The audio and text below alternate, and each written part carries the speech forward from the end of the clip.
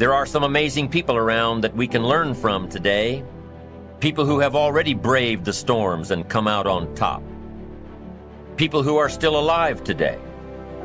People who started with nothing and ended up with something great. Famous people, not so famous people. Maybe even people you know, but don't know their stories. People who had an early vision and ambition. People who turned their focused dreams into the reality of success. Life is dull only to dull people. This is true, but it also could have read, life is interesting only to interesting people, or life is successful only to successful people. And what I'm trying to say is that you must first become, mentally, from an attitude standpoint, that which you wish to achieve. A famous restaurateur was being interviewed by a reporter who asked, "When did you become successful?" He replied, "I was successful when I was sleeping on park benches, because I knew what I wanted to do and that I would do it." In short, his attitude had been one of success, of expecting success long before the material, the tangible rewards of success had been earned. But for now, remember that a person must act, look, and because of these things, feel successful before the success he seeks can come. We must learn from personal experience. Pretty simple. Learn from what happens to you. Take a look back over the last few months. Did you make some mistakes? How could you correct those for the future? Take a look back over the last year. Have you done it right or done it wrong? Let's correct it for the next year. Don't drown in a sea of your own negativity when you can float on the ocean of life. You are meant to be a wonderful, loving expression of life. Life is waiting for you to open up to it, to feel worthy of the good it holds for you. The wisdom and intelligence of the universe is yours to use. Life is here to support you. Trust the power within you to be there for you. The moment you start feeling abundant and worthy, you are generating wealth. The moment you're empowered and feel it, you're beginning to step towards your success. The moment you start feeling whole, your healing begins. And when you love yourself and you love all of life, you'll create an equal. And now you're causing an effect. And I think that's the difference between living as a victim in your world, saying, I am this way because of this person or that thing or this experience. They made me think and feel this way. When you switch that around, you become a creator of your world, and you start saying, my thinking and my feeling is changing an outcome in my life. And now that's a whole different game, and we start believing more that we're creators of reality. This is your moment to shine. And if you're not willing to shine, then step aside. If you're not willing to work, then this is not the place for you. You got to toughen up. You got to look up. You got to build up. If you want it, this is the time to go get it. But you got to work for it. You got to believe in it. You got to trust in it. If you put yourself in a new situation, then new genes code for new proteins and build new neural structures and new nervous system structures. Same thing happens to some degree when you work out, right? Because your muscles are responding to the load, but your nervous system does that too. So you imagine that there's a lot of potential you locked in your genetic code. And then if you put yourself in a new situation, then the stress, that's the situational stress that's produced by that particular situation, unlocks those genes and then builds new parts of you. And so that's very cool, because who knows how much there is locked inside of you. Okay, so now here's the idea. So let's assume that scales as you take on heavier and heavier loads. That more and more of you get more and more informed because you're doing more and more difficult things, but more and more of you gets unlocked.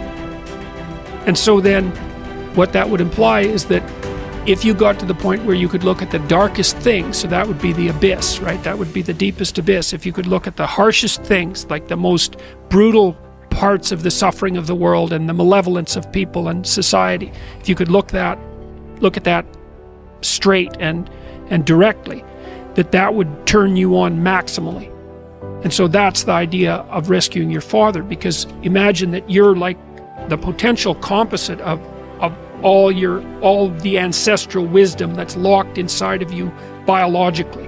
But that's not going to come out at all unless you stress yourself. unless you challenge yourself. And the bigger the challenge you take on, the more that's going to turn on.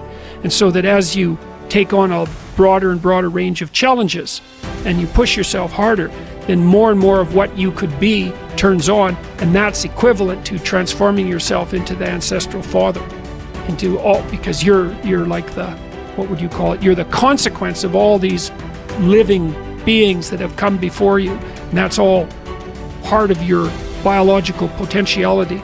And then if you can push yourself, then all of that clicks on, and that turns you into who you could be. That's the re-representation of that positive ancestral father. So that's why you rescue your father from the belly of the beast. Acknowledgement is crucial to beginning. You have to dig deep and face yourself in stark reality. What do you think about yourself? Acknowledge your qualities and your flaws, not what your family and friends think about you. And what do you think? How do you feel about yourself? Objectively look inside yourself. You might think that is an overrated mainstream idea, but I promise you it is an imperative step you must take, and a big problem. Consciousness will take shape only if you start thinking about it. First, you have to understand your virtues and flaws. Then you have to begin to speak about them, not advice-seeking, but stating as facts. By speaking about them, I mean you must stand up and say, hey, this is me, I am this person. And it will hurt. Let's say you were blindfolded for 10 or 15 years. If after many years you choose to remove the blinders, when you open your eyes even the slightest bit, it will hurt as hell. So first you have to acknowledge that opening your eyes will be painful. Most of those who get this far will quit and fail because they fear pain and they fear failure. A lot of what-ifs will appear in front of them, and a lot of possibilities that might lead to failure.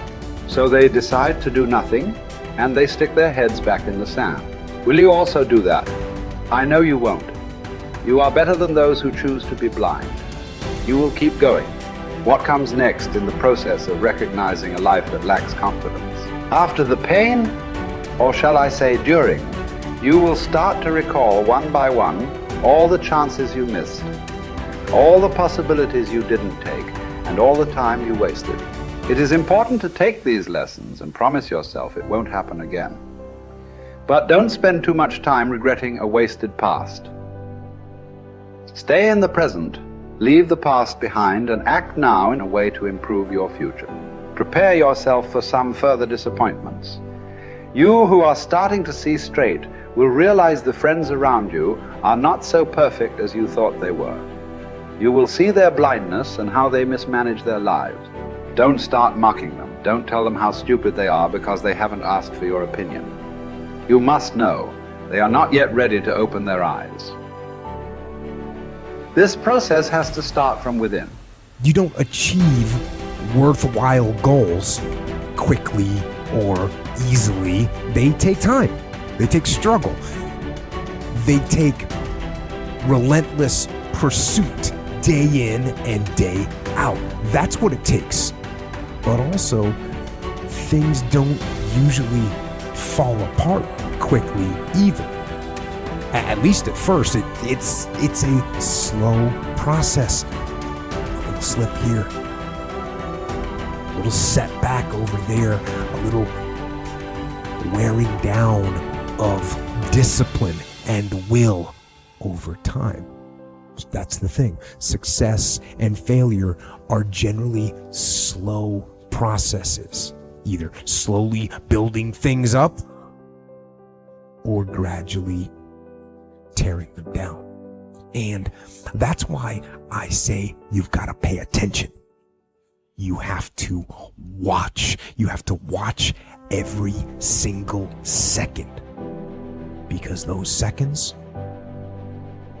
they turn into minutes, and minutes turn into hours, and hours turn into days, and days turn into years. And so that second that just went by, that counted. And so did that second. And so did that one. And in those precious seconds, you were either building or you were decaying. You were either gaining ground or you are losing ground in that second and in every second. Every second counts. So make every second